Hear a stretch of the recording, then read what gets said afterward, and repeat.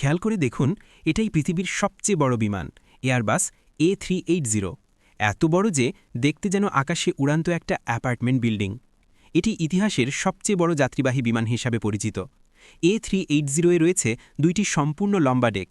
সবচেয়ে বেশি যাত্রী ধারণক্ষম কনফিগারেশনে এতে 850 জনেরও বেশি মানুষ ভ্রমণ করতে পারে, মানে আকাশে যেন একটা ছোট্ট মহল্লা উড়ছে। এর সর্বোচ্চ টেক অফ ওজন 1.2 মিলিয়ন পাউন্ডেরও বেশি। এর একটি ডানার দৈর্ঘ্যই প্রায় একটি ফুল সাইজ ফুটবল মাঠের চেয়েও বড়। এটা সত্যি অবিশ্বাস্য ইঞ্জিনিয়ারিং। কিন্তু A380 শুধু বেশি মানুষ বহনের জন্য তৈরি হয়নি, এটা পুরো উড়ার অভিজ্ঞতাকেই বদলে দেওয়ার জন্য বানানো হয়েছিল। এখানে গাদাগাদি ফ্লাইট ভুলে যান। A380 ভেতরে আছে প্রাইভেট সুইট, বেড, শাওয়ার, বার আর লাউঞ্জ।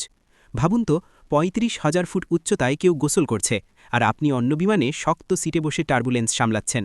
সাধারণ বিমানে টার্বুলেন্স হলে সবাই হাতও লাকড়ে ধরে, কিন্তু A380 সেটা প্রায় টেরই পাওয়া যায় না। এর মসৃণতা আর স্থিতিশীলতা একদম অন্য লেভেলের। এই বিশাল মেশিনটা চালায় মাত্র 2 জন পাইলট। $400 মিলিয়ন বেশি দামের এই বিমান উড়ানো মানে আকাশে একটা শহর পরিচালনা করার মতো। সব এয়ারলাইনেই বিমান চালাতে পারে না।